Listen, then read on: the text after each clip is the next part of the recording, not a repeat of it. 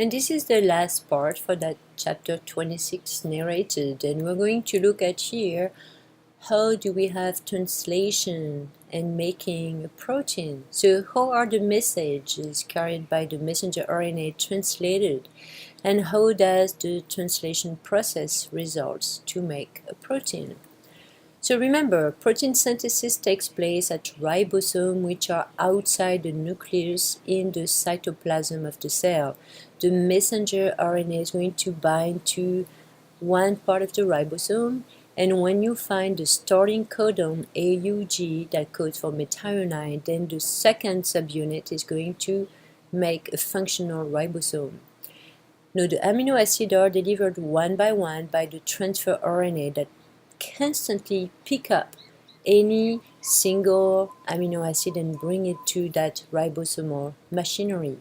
That's a very good picture here. You look at a cell, there's the cytoplasm, there's the cell nucleus, you look at the double helix of DNA, we went over translation, now you have a messenger RNA.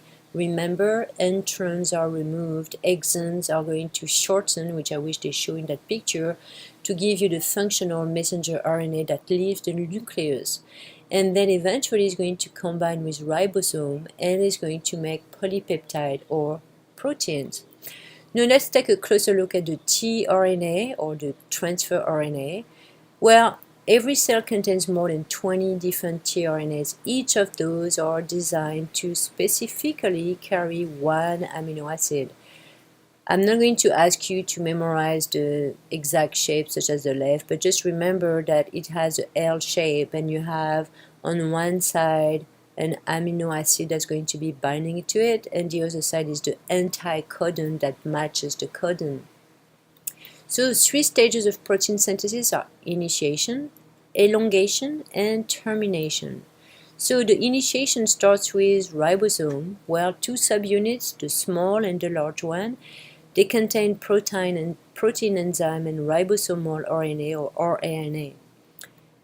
Protein synthesis begins with the binding of the messenger RNA to the small subunit of the ribosome that is actually joined by the first tRNA, and that is the first AUG, the start button, which codes for methionine. Methionine is carried by a specific tRNA. Initiation is completed when the large ribosomal subunit is going to join the small one, and that's going to make that ribosome functional. That's the end of initiation. Elongation, well, next to the first binding site is the second binding site where the next codon on the messenger RNA will be exposed, and the transfer RNA that has one amino acid is going to attach itself because it has an anti-codon that matches the codon of the messenger RNA. Ribosome is the large subunit, catalyzes the new peptide bond and breaks the bond linking amino acid number 1 to its tRNA.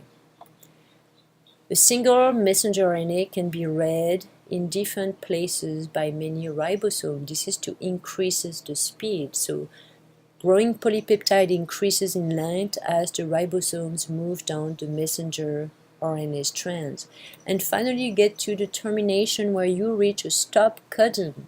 A stop codon is going to have no amino acid linked to it, and then there is an enzyme, we call it the releasing factor, that catalyzes the cleavage of the polypeptide chain from the last tRNA. tRNA and mRNA molecule are released from the ribosome, and the 2 subunits of the ribosome are going to separate. Lot of words, just take a closer look. How does it work? Now you see here on the very left, the nucleus. We're just showing the messenger RNA that has to leave the nucleus. Remember, the DNA never leaves the nucleus. Then you have here a small ribosomal subunit that will read the first start codon, AUG, that codes for methionine.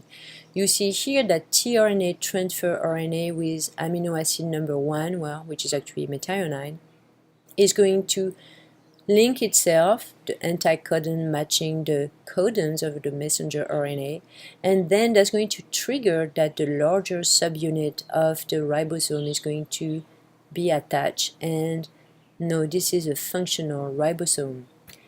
Next, you see that there is a second tRNA with an anti-codon that matches the codon on the messenger RNA. That second tRNA carries the amino acid number 2. Next, you have a peptide bond that will link amino acid 1 and 2.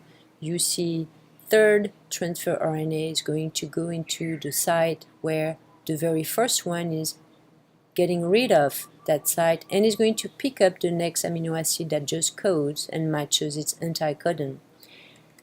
Continuing this, where you have 1, 2, 3, amino acid number 4 carried by tRNA comes and sets itself in the first spot.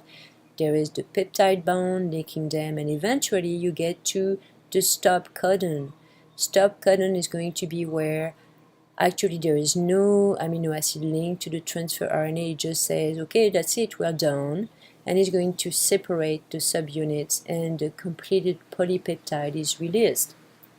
So that is here the concept map. We went over nucleic acid, their composition, deoxyribose for DNA, ribose for RNA. We look at replication, and then we look at protein synthesis, which is transcription, then translation.